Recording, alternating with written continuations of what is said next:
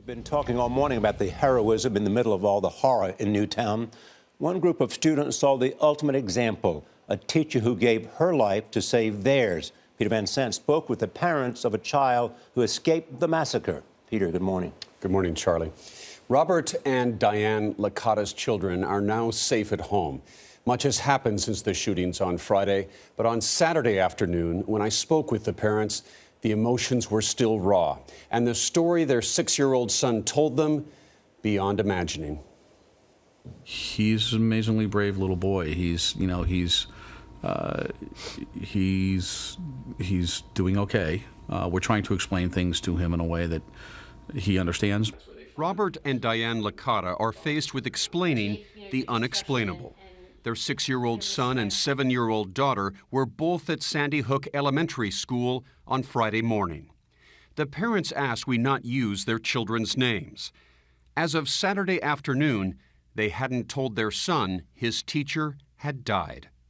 He's obviously upset. He wants to know about his teacher, how his teacher's doing, and we're explaining to him that we don't know, but if something did happen, that they're in heaven and they're angels. His teacher was Vicky Soto. Known for her dedication to her students, Vicky had just turned 27. She was an absolutely amazing teacher. She just was so young and so full of life, and just educating just got her so excited, and teaching those children, it was what she lived to do. Diane was driving at 9:45 Friday morning when she got an emergency message from the school district. A report of an unconfirmed shooting. She made a U-turn and headed toward Sandy Hook Elementary. I saw my daughter's teacher, and I asked her, where my daughter was, and she said she didn't know because they were separated. And what's going on inside you at this moment? You're completely numb, and you're trying not to let your mind go to all the bad places. After an agonizing wait, the children who survived the shooting began to file out. Suddenly, Diane spotted her daughter. She just said, "Mommy, what's happening?" And I said, "I don't know what's happening, so just stay with your class, go to the fire station, stay with your friends, and Daddy will be here." So Robert went to the station, and I said, "I'm going to wait here for our son to come out." And he didn't come. So each group that came out, I waited, and I prayed that he would be with that group. And he never came out. So I really, at that point, didn't know if I would ever see him again. I got a text from a friend, and it simply said that our son was at the police station. Her son had escaped.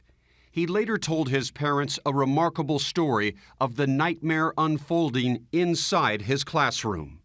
When the shooting began inside Sandy Hook Elementary, teacher Vicky Soto moved the children in classroom 10 against a wall, away from the door.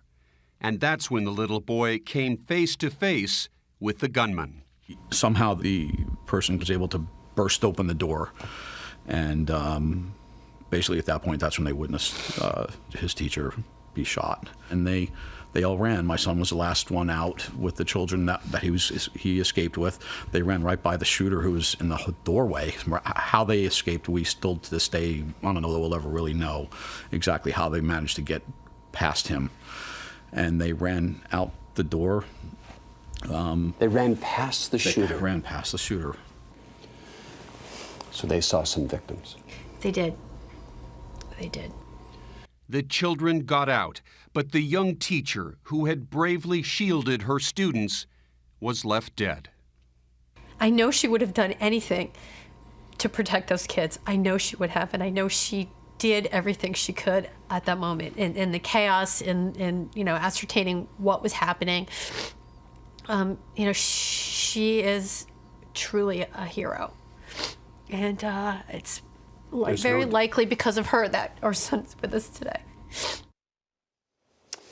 And just yesterday, the Licatas told their son his teacher was with the angels. Charlie? Peter, I've been hearing that there's possibility of a grassroots effort to honor Vicky Soto. Yes, there is a petition drive that has started. They're petitioning the White House to see if they will award her the Medal of Freedom, the highest honor we give civilians. And so far, they've gathered more than 7,000 signatures. Peter, thank you.